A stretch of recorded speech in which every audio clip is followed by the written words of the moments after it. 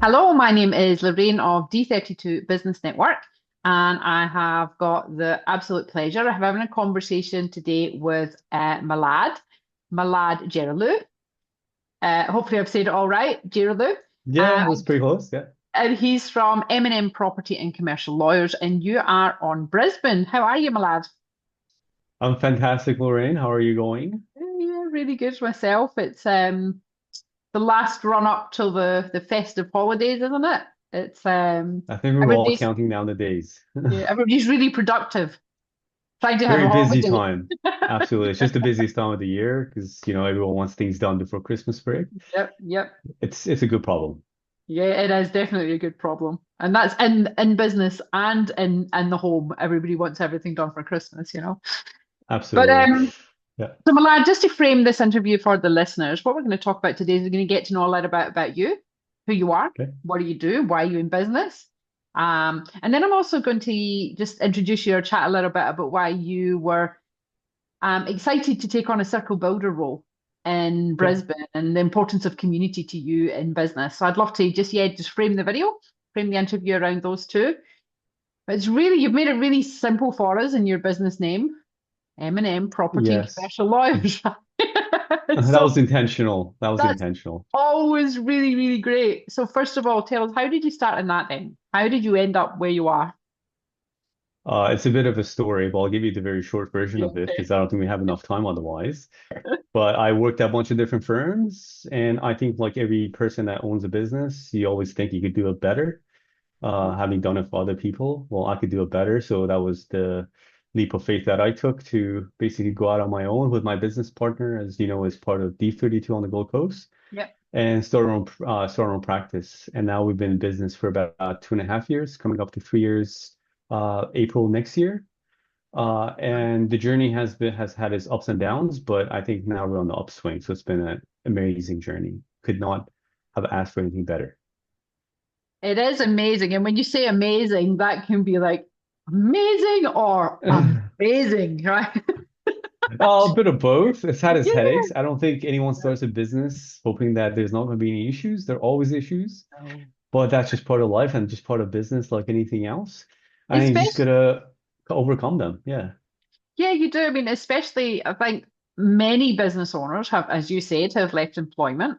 I was no different. And I thought, if, because I had been in IT and then I went on to IT training and support, and then I moved into sales and business relations. And I was like, if I can make $50,000 sales for you, I can do it for me.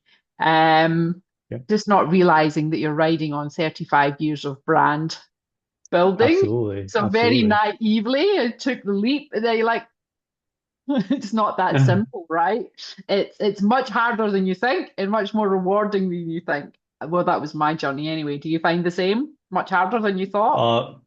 Uh, I don't think it was any harder than I thought because when I Yeah. went into it, I knew it's going to be a bit of a challenge. Yeah, okay. I had seen from other people who own businesses, who own law firms, that it came with a lot of ups and downs, a lot of headaches that I didn't have to deal with personally. For example, I never dealt with clients' complaints around fees and trying to win the work. It was more of, give me the work, I'll do it, and don't want to hear about it. But now basically dealing with A to Z. So anything that comes up, months later, there's a complaint about something that's happened 6 months earlier, you got to deal with it. Yeah. But those are the challenges, and I don't think I never went into it thinking that this is going to be a smooth ride, no issue, just give me money. I never thought it's going to be like that. And Yeah. anyone who thinks that, I think they're going to be in for a bit of awakening once they Yeah. do start a business. Yeah, Absolutely. But it's definitely a ride, right? It's a wild ride. yeah, and you got to enjoy every aspect of it. So, like the first year was a bit challenging because, like when I started my business, I didn't have any existing clients. So we've had to spend a lot of time, a lot of equity, a lot of time investment of trying to build the client base, and that was the challenge in the first year. But in our second year, it's been great because Nice. all the effort that we put in 12 months earlier, 16 months earlier, you start seeing that pay off for you because it's all about planting the seed is the way I see it. Plant the seed with not just the people that you think is going to be your clients, but people that are just good people that you could see yourself working with, you can see yourself getting referrals from. And they may not be your direct referral partners, but they might know someone, right? That's right. And I always like to conduct myself in a certain way, which is just be a decent person, be a decent human being, don't do bad, and try to do good where you can, but don't do anything that would upset people, trying to, discourage people from whatever that is.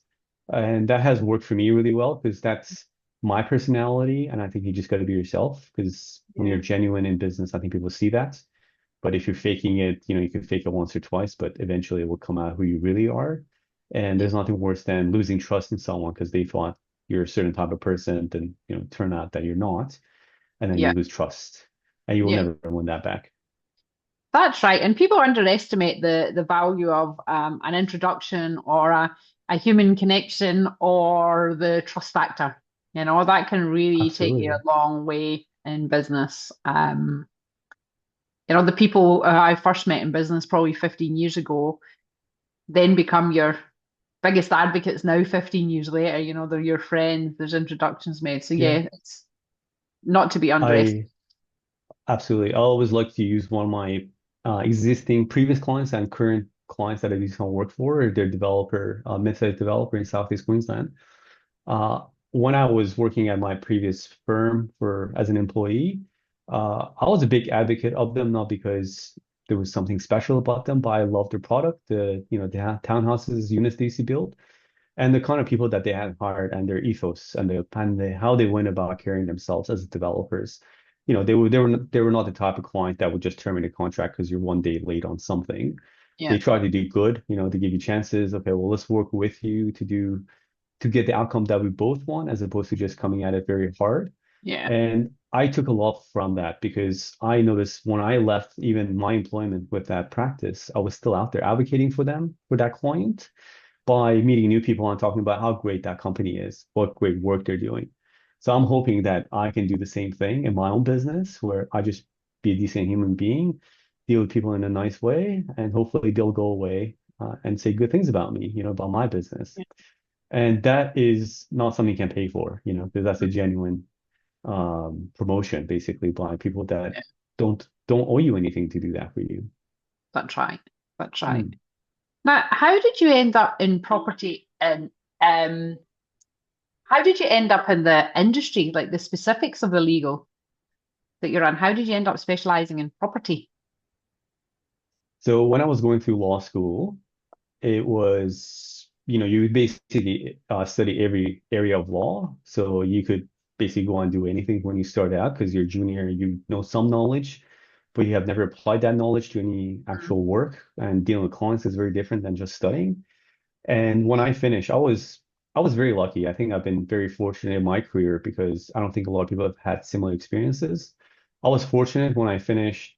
When I worked at a general practice, as in they offered a variety of areas of law, including criminal, family, um, traffic offenses, litigation, whole bunch of areas of law. So I had exposure to that. And when I worked there for I think it was about 14 months when I worked there, I kind of got to narrow down the things that I do like. I realized I don't like wills and state because I don't like talking to people about what happens when they die. It's just very morbid. And I didn't like criminal law because it doesn't align with my ethics. Because if I think you're guilty, I think you should get the hammer. So I would not do a good job for those people. And litigation was just too stressful. And I think you got to be very adversarial and your personality to do well in that area. Mm. And I kind of just narrowed it down. I realized that I like property because I was doing property and I was doing commercial. And I realized I was enjoying both of those areas.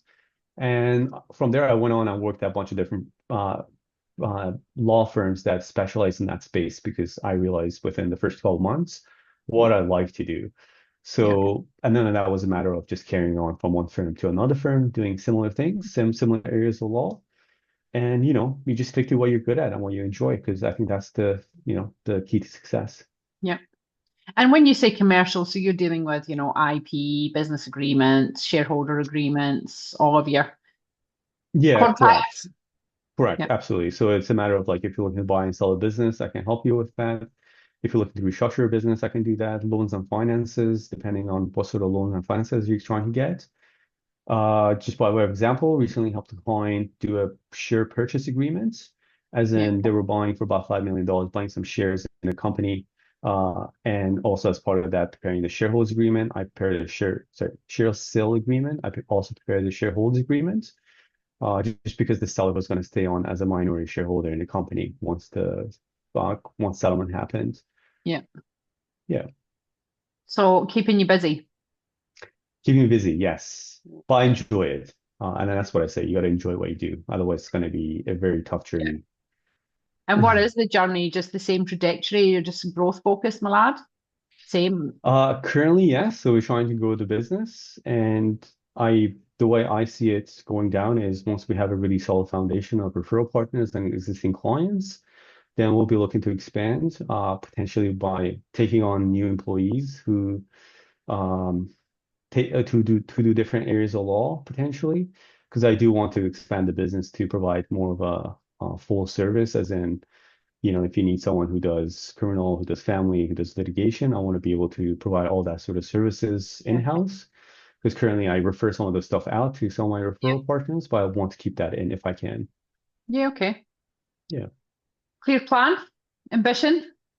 It's very ambitious, but every good thing Right. takes time and you got to build a foundation. Because there's nothing worse than growing and, for example, taking on a really big client that your business is centered around. And then if that client ever leaves you, your business collapses because, you had 60% of your revenue coming from one client.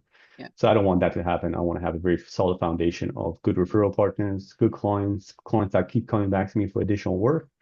And then once we get to that point, I think we'd be in a pretty solid position to pivot to doing different things. For example, hiring new staff, maybe taking on more business partners who do different areas of law. But I think everything takes Nice. time.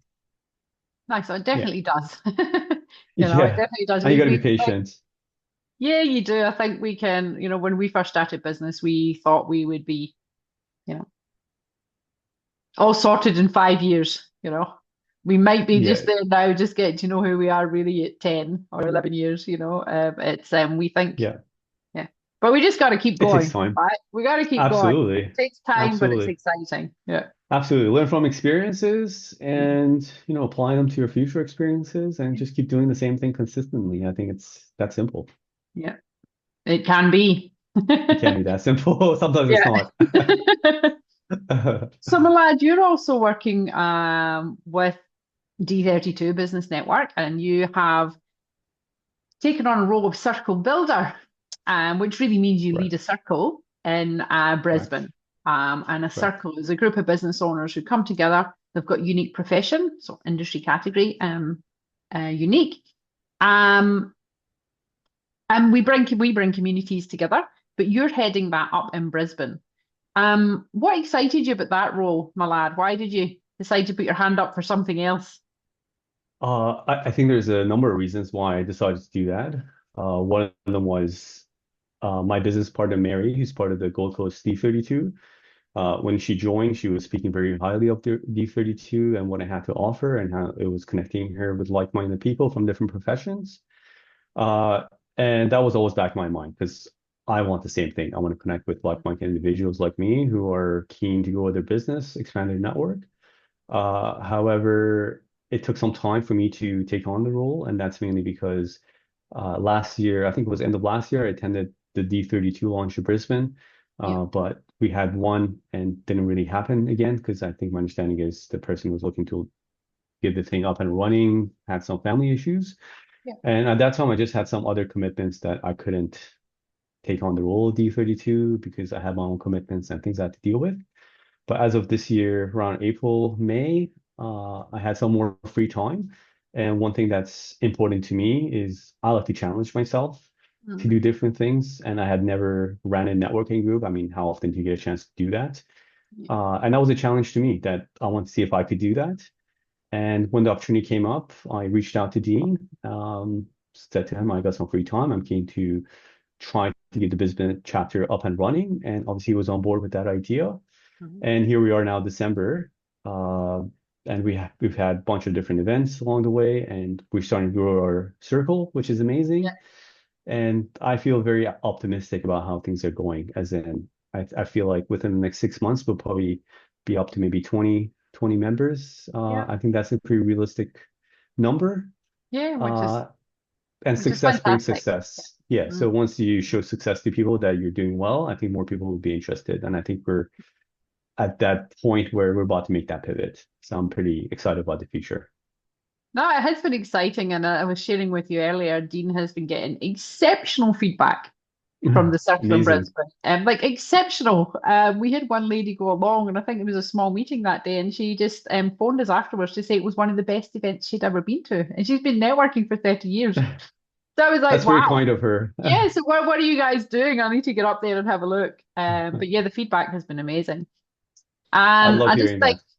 yeah, and I just think it brings us back to the start of the conversation, the power of trust in growing your business, the power of one big client, the power of one good referral partner or one good relationship. And it's not just all about referrals, it's about knowledge exchange, it's about support, it's about leveraging each other's contacts, time, and wisdom, you know.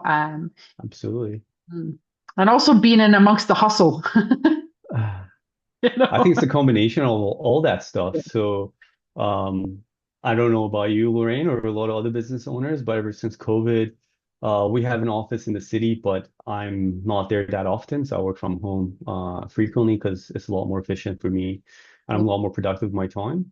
So just being able to get out of the house and meet some people sometimes is nice Yeah. because he being cooped up in the house for 4 or 5 days in a row, and of course, you get to go out and do things, but it's nice to meet people that are in different areas that can teach you something. And I've actually learned so much from other people who have attended the events because all I see is mainly, I deal with lawyers mainly, and that's all I see. But it's nice to hear, for example, from a mortgage broker. And the other day we had a guy attend the event who raises capital for businesses.